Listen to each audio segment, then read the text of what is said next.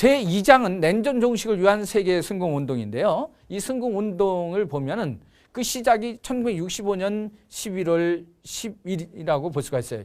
이제 반공계몽단을 먼저 발족을 하시게 됩니다. 처음부터 이제 승공연합이라고 부르진 않았어요. 이 반공계몽단을 발족하고 68년도 1월 13일에 이제 국제승공연합이라고 하는 정식적인 이름을 달고 창설을 하시게 되고, 그리고 72년 5월 1일 날 이제 일본에도 그 승공연합을 결성하게 됩니다. 그리고 75년 이제 6월 7일 날 그 구국세계대회 120만 명의 여의도 구국세계대회를 이루게 되죠. 이 구국세계대회 때는 정말로 이제 북한이 6.25 전쟁 때와 똑같은 모양의 형태를 갖췄어요. 전쟁 준비가 다 끝난 상태에서 굉장히 위험한 그런 상황이 대한민국에 도래하고 있었어요. 그래서 이때 어떤 입장이 됐냐면 김신조 사건이 있었어요. 그 김신조 사건이 어떤 거냐면 북한의 군인들이 총을 들고 아주 훈련된 살인 무기가 돼가지고 청와대 뒷산까지 넘어오는 겁니다. 그래서 정말로 그 박정희 대통령을 암살할 수 있는 코앞까지 넘어온 사건이에요. 그런 상태에서 박정희 대통령을 암살하고 동시에 대한민국 정부를 완전히 교란시킬 수 있는 그 상황을 만들었던 상황이에요. 그러니까 이것이 하루아침에 그런 것이 아니라 구소련을 중심 삼고 공산주의가 확장되면서 단계별로 그 만들어졌고, 김일성은 자신감을 가지고 이런 일들을 결행했던 것입니다. 그런 위기에 있던 대한민국을 이 구국세계를 통해서 방어하는 것이죠.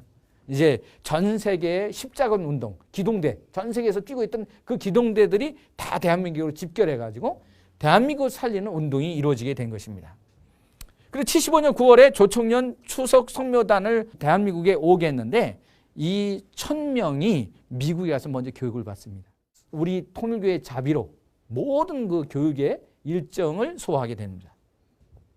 그리고 1980년 10월 남북미 통합연합이 카오사가 발족이 됩니다.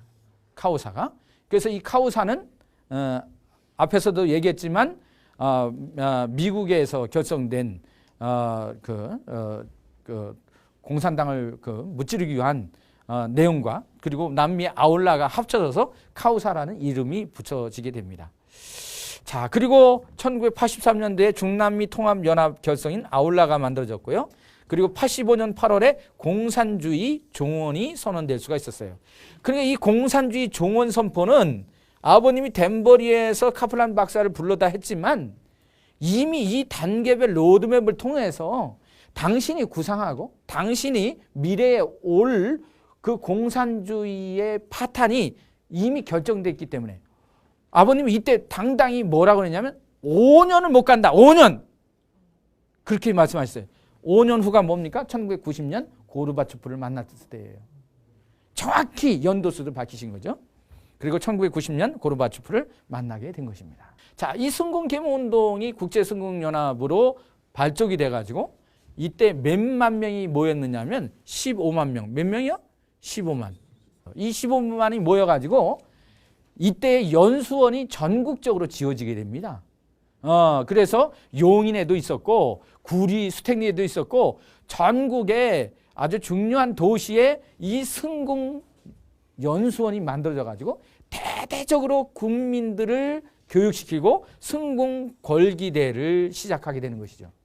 승공연합을 통해서 전 국민에게 이제 이 공산주의의 위협으로부터 사상적인 교육, 그리고 미래에 남북통일이 이루어졌을 때 총선이 이루어질 것에 대한 대비에 대한 정책을 만드시게 된 겁니다. 자, 국제승공운동은 결국은 이 구국세계대회로 75년도에 이루어지게 되죠. 그래서 1975년 6월 7일 날 여의도에서 5.16 광장에서 약 120만 명이 웅집하게 됩니다. 이것은 대한민국 역사상 최초의 이 정도의 상황이 되었습니다. 자, 여기 여의도 국회의사당이 있고요. 우리가 세계 선교 부지로 택정한 이곳이죠. 그렇죠? 가득 인파가 몰려들었고 여기는 빌딩이 서지도 않고 이 국회의사당만 지어졌을 때예요. 이 120만 구국세계대회가 이루어졌습니다. 예, 이때에 정말로 모든 국민들은 이 전쟁의 위협으로부터 공산주의 위협에 대한 그 강력한 아버님의 말씀을 듣게 됩니다. 그래서 김일성의 남측 야욕이 이제 절정기인 시기였고, 신앙의 조국인 한국의 수호가 무엇보다 하나님의 뜻이기 때문에 중요한 개념을 갖는다라고 말씀하셨고, 전쟁 발발 시에 이제 의용군으로 참전 결의를 참석자들이 다 하게 됩니다. 그래서 모두 나도 총을 들고 나가겠다. 전쟁이 발발되면 그럴 정도의 결의를 하게 된 것입니다. 이름으로써 북한에서는 남한을 적화 통일을 하려고 했다가 이제 놀란 것이죠. 야, 이거 했다가는 큰일 나겠다. 아니, 세계에서 무슨 십자군이라고 하는 곳, 그런 그 젊은이들이 와가지고 이렇게 엄청난 국제적으로 이슈화하고 그러니까 전쟁을 해봤자 의미가 없겠다라고 하는 입장에서 북한이 자기들의 마음을 돌리는 계기가 됐던 것이 여의도 구국세계대회인 것입니다.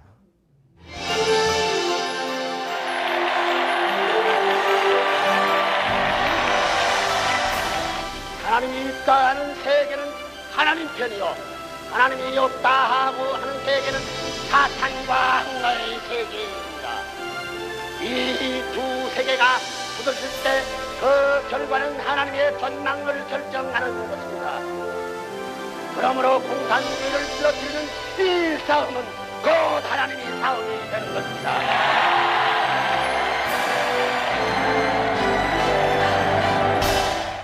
일본의 국제승공연합이 만들어집니다.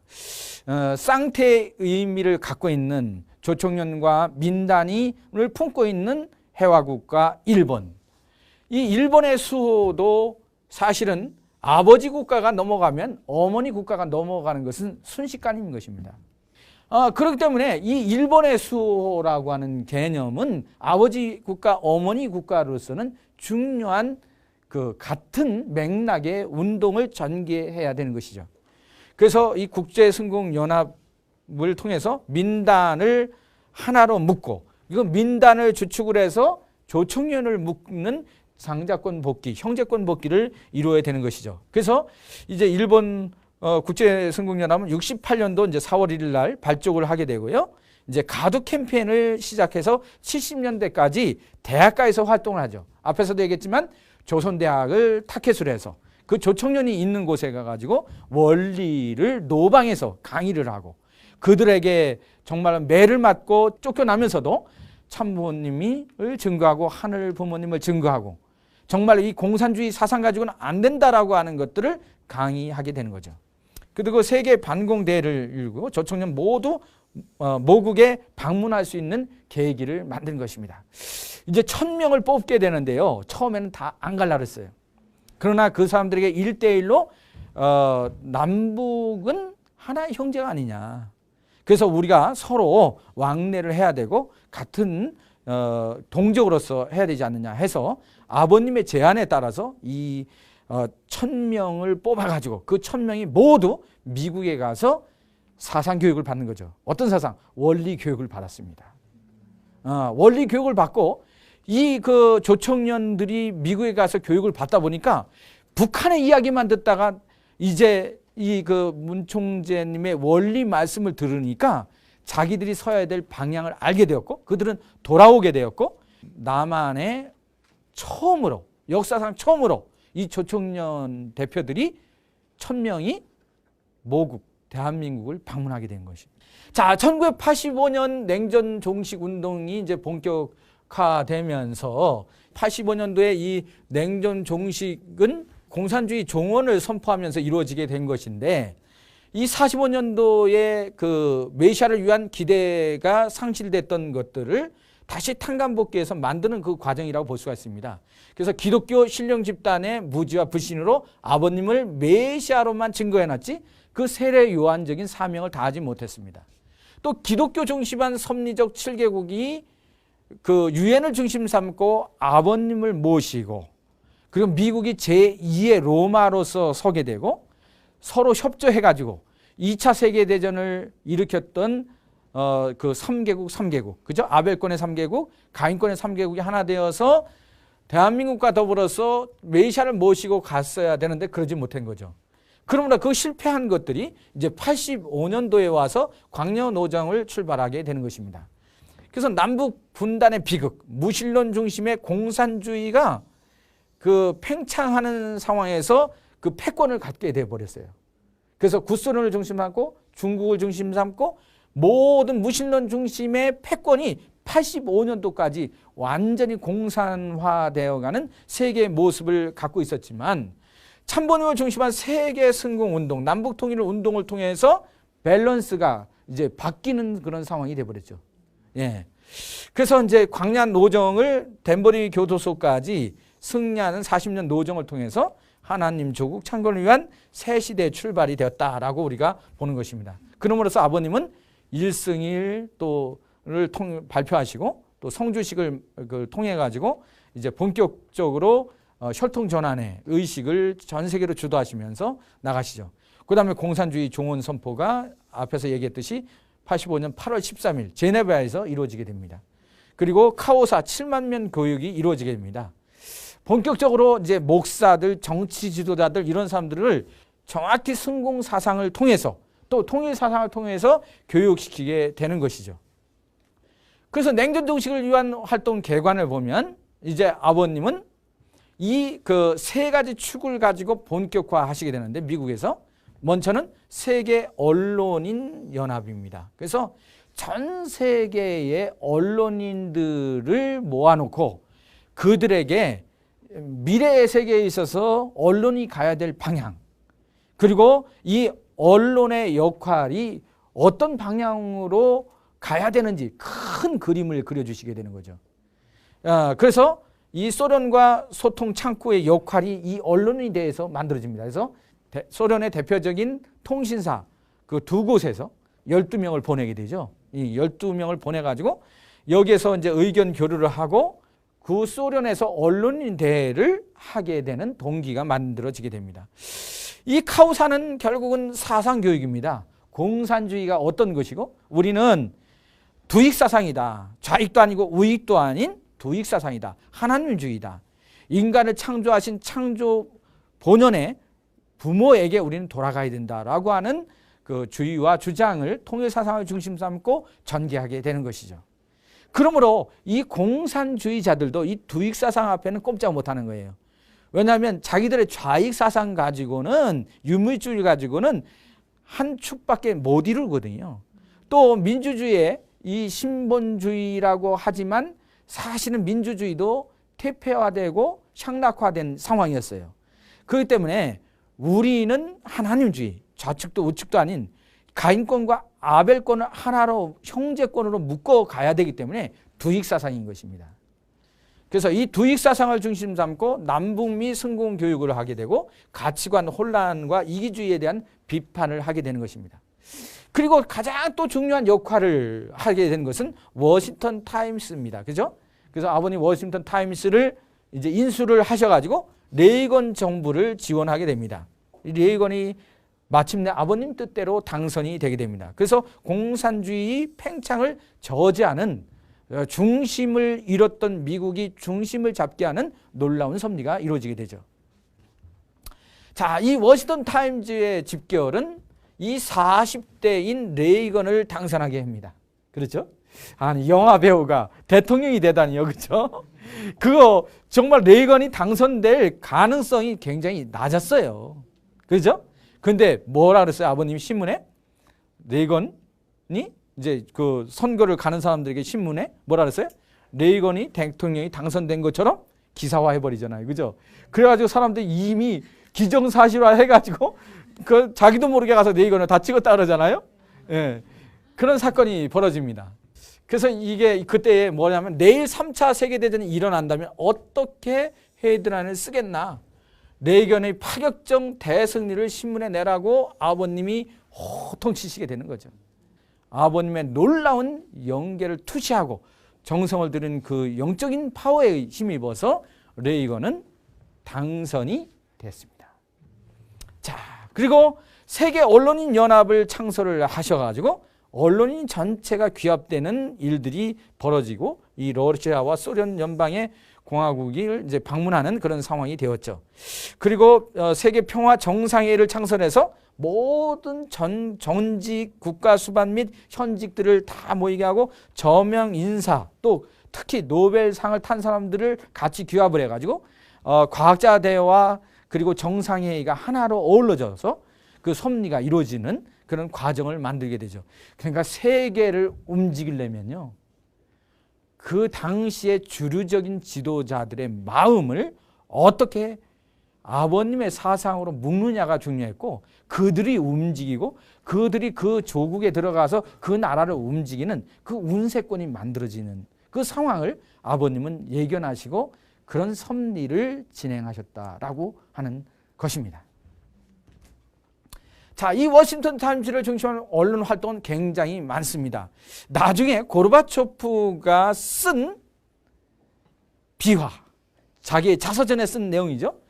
그것을 그 알렉산더 베스메르트 루이프라고 하는 그 외무부 장관이 자기가 그 저서 소비에트 비극 중에서의 라는 내용에서 아버님의 이야기가 있습니다. 그것은 이제 레이건이 83년 3월에 발표한 미사일 방위 구상 SDI는 소련에 충격을 가했고 고르바초프가 군사 대결 노선으로부터 후퇴하는 것을 결정을 내리기에 이르렀다. SDI가 누가 만들었다고요? 누가 주창했다고요? 참 아버님. 이 공산주의자들이 무기로서 재래식 무기로서 아시아권을 다 먹어버리고 동유럽을 다 먹어버리고 그죠? 다 빨간색으로 물들이고 있었는데 느닷없이 SDI 정책을 아버님 발표하셨어요. 그러니까 자기들이 이제는 더 나은 무기를 개발해서 미국을 완전히 통째로 먹고 공산주의화 시키려고 했던 전략이 의미가 없음을 알게 되었고 충격을 받은 거예요. 아, 그러면 우리가 전쟁을 하기 위해서 고도의 그런 전략 무기를 개발해도 의미가 없구나. 미국은 이것을 다 개발해 놓은 상태구나 라고 착각한 거예요. 사실 아버님이 그걸 제안을 했고 만들자고 한 건데 만들자고 한 것은 이미 만들었다고 이해한 겁니다. 고르바초프 대통령의 고백입니다.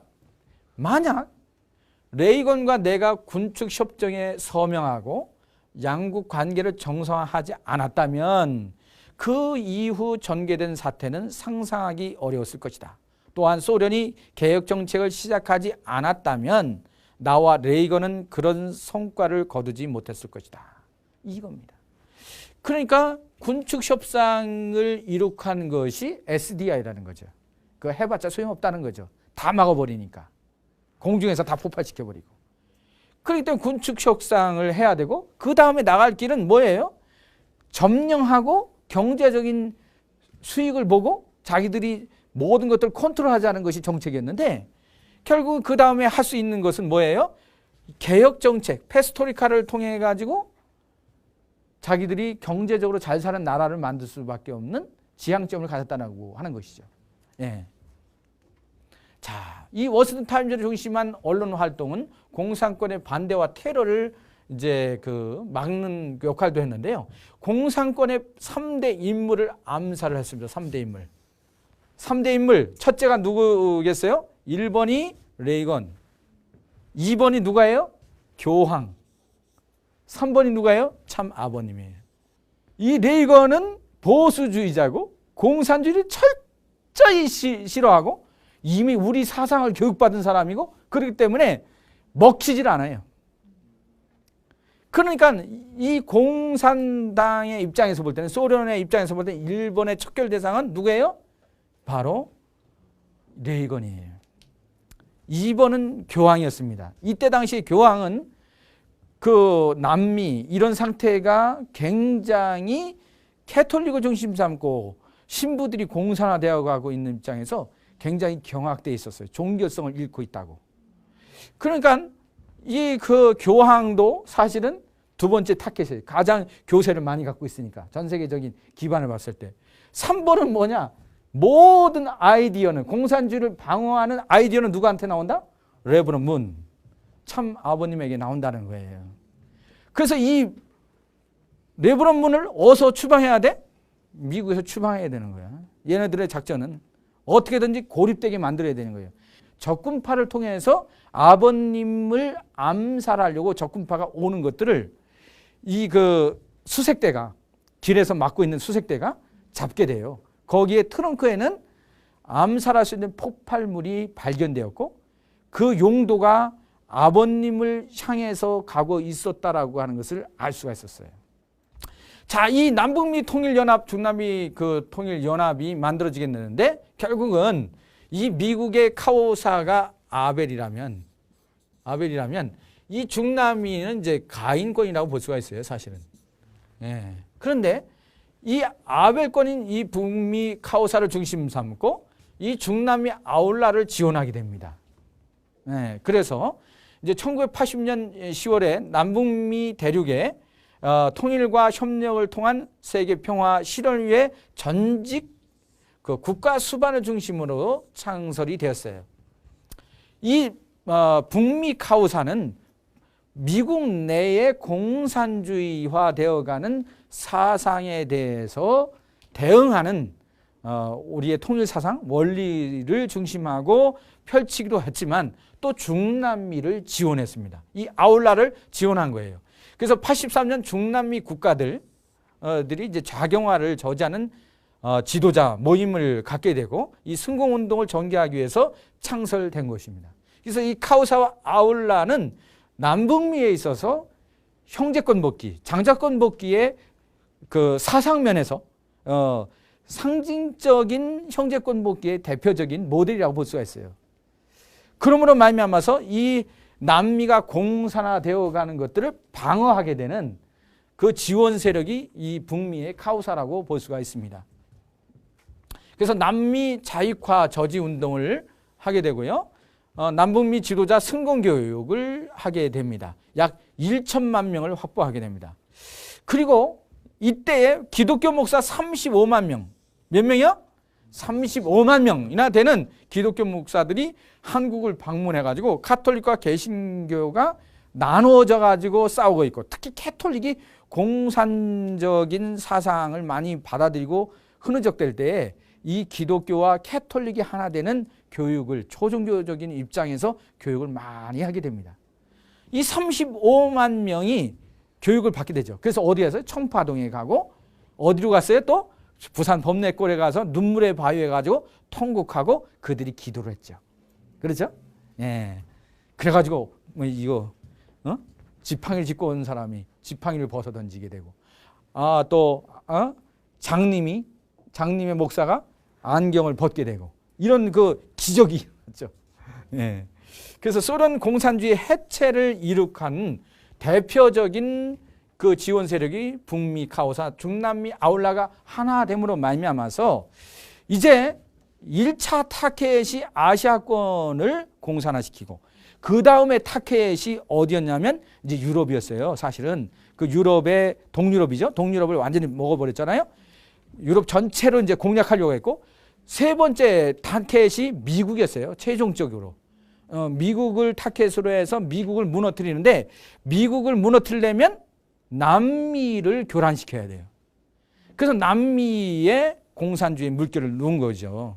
그런데 그것들을 방어를 이 카오사와 아울라가 형제권을 형성하면서 공산주의를 방어할 수 있는 체계를 갖추고 버렸고 이 방어 체계가 공산주의에 있어서 심각한 쇼크를 갖고 오게 된 것입니다. 그런 입장에서 아버님은 선교사들을 어디로 발령을 했느냐? 바로 구소련의 옆에 있는 동유럽이죠. 그죠? 그래서 구소련이 다 이렇게 점령하고 있는 입장에서 거꾸로 구소련이 점령한 방법의 시작점으로부터 나비작전이 들어가는 것입니다. 그러니까 지하에 들어가가지고 이제 말씀을 전파하는 것입니다. 이 이제 나비작전은 80년대부터 90년까지 이제 상황을 얘기합니다. 그 전에도 물론 이 동구권에 이 선교사들이 들어가서 활동을 했지만 나비작전이라는 말을 쓴 것은 80년대부터 90년대를 가리킵니다. 왜 나비작전이라고 했습니까? 바로 애벌레의 상태로 지하에 숨어들었지만 그 애벌레가 지하처럼 이제 그 아래서 있는 상태가 지하 활동이지 않습니까? 그 꺼풀을 벗고 날개를 달고 자유천지를 돌아다니는 것처럼 미래에 있어서 이 선교의 기반이 그렇게 확대되리라고 하는 꿈을 갖고 바로 이 나비 작전이 시작이 된 거예요. 이 동유럽 공산국가에서 통일교의 이제 지하 운동이 이제 벌어지게 되는 건데요. 그래서 이 날개를 활짝 펴고 어디든 날아가서 하나님이 바라는 자유로운 하나님의 세계, 그 세계가 확장되는 꿈을 갖고 가서 활동을 하기 시작한 것입니다. 그러나 많은 그 어려움을 겪고 순환을 겪고 감옥 생활을 하고 순교를 당하는 그 고통도 잇따르게 됩니다. 그러나 이 나비 작전이 결국은 구소련을 붕괴하는 데 결정적인 역할을 했다고 볼 수가 있습니다. 공산주의는 치밀하게 그 5호 담당제, 그죠?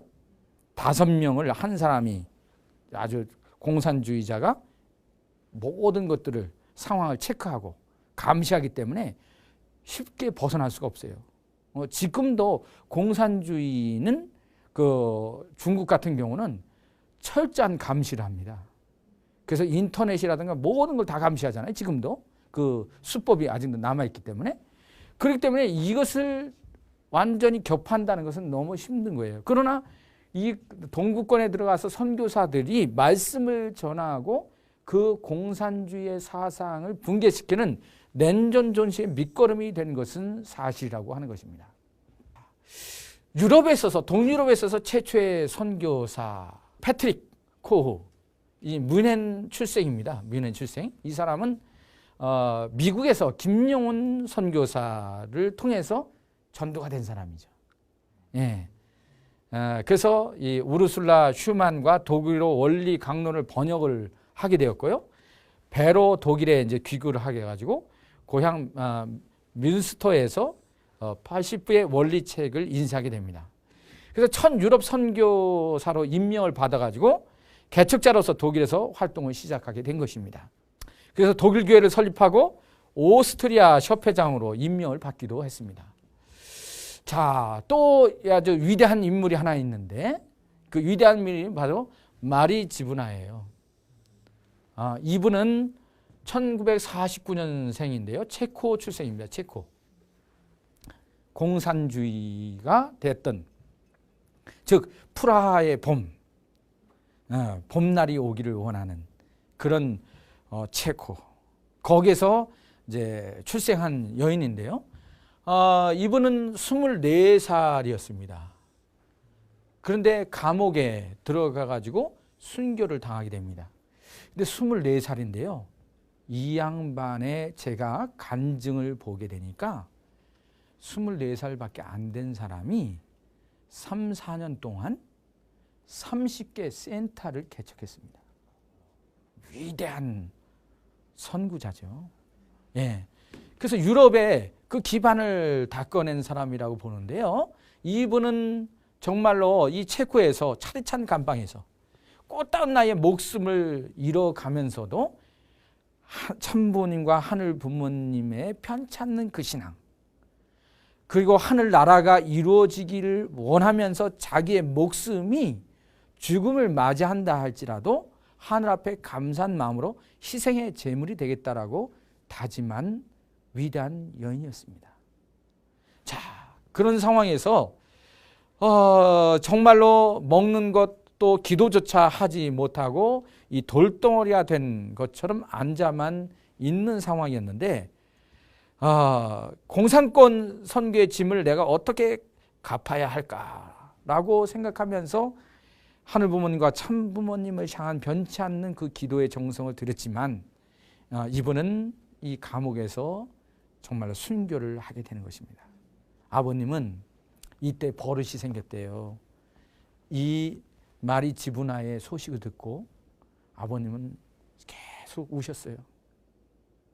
너무 안타까워서 눈물을 흘리셨어요. 그리고 그때부터 아버님은 편안하게 두 다리를 펴고 잠을 잘 수가 없었다. 내가 쪽잠을 언제부터 자기 시작했느냐.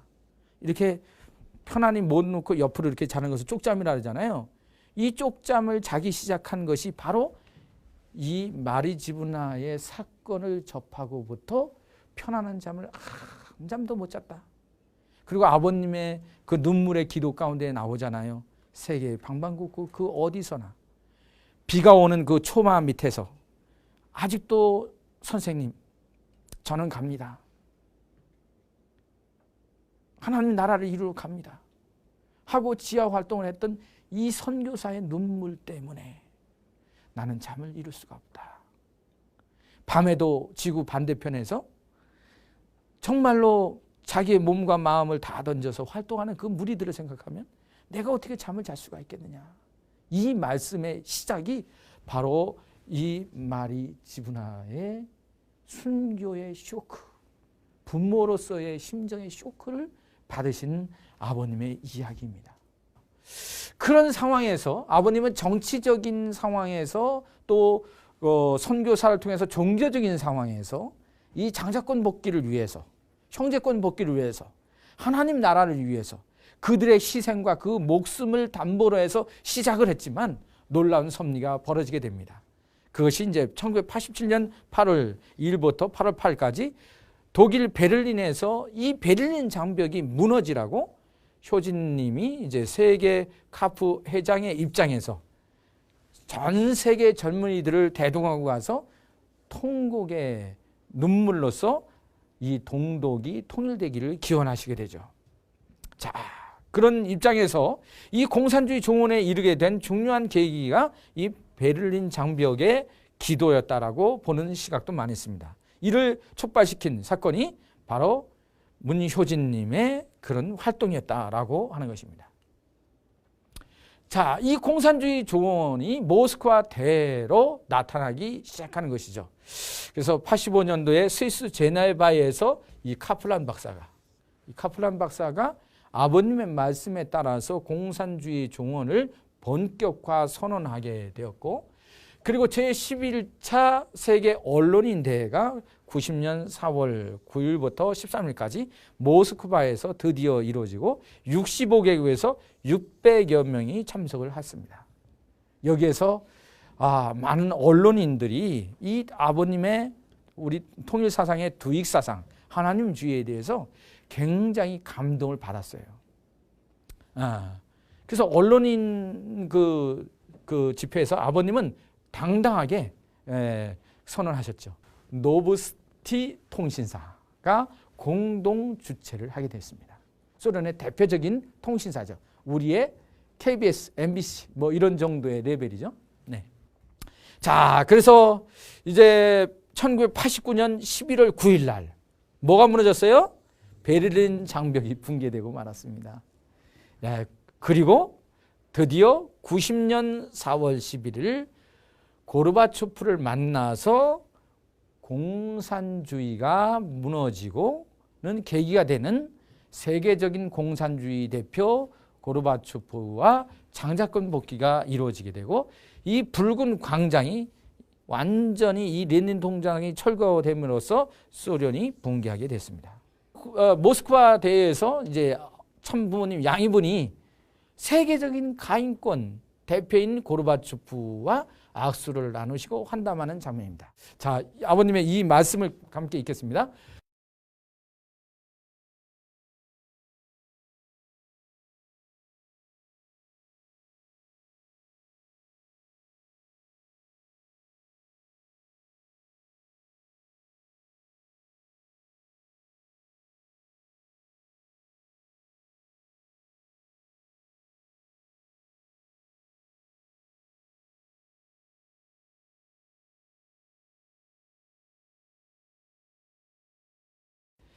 이때 당시에 정말로 공산주의가 붕괴됐을 때의 상황입니다. 이제 아버님은 구소련의 젊은이들 뿐만 아니라 그 구소련에 포함된 우크라이나, 뭐 벨라루스, 카자흐스탄, 키르기스탄 이런 공산화 진영의 헝가리 이런 진영의 대학생들을 이제 뽑아가지고 이제 교육을 시키는 것을 허가를 맡게 되죠. 그래서 사회에 걸쳐서 380명의 소련의 대학생들을 위시로 해서 먼저 했고요. 헝가리 700명. 그 다음에 이 발틱 연안입니다. 발틱 3국이라 그러죠. 발틱 3국이 있는 그 연안에서 네 곳에서 2,000여 명의 그 학생들이 25차례 세미나를 갖게 되고요. 또 CIS 학생 대상으로 통일 원리 세미나를 7,229명. 그 다음에 129차 세미나를 통해서 18,042명. 그리고 총 3만 명이 넘는 학생들을 교육하게 됩니다. 이들은 어떻게 됐어요? 이 소련이 탱크를 몰고 이제 붕괴됐으나 옐친이 대통령 됐을 때 마지막으로 공산주의를 다시 살려야겠다 해서 구테타를 일으켰지만 결국은 이분들이 몸으로 저항을 하고 길바닥에서 수호를 하게 된 거죠. 그러므로 말미암아서 하나님주의를 수호한 소련의 청년들로 나타나게 된 것입니다.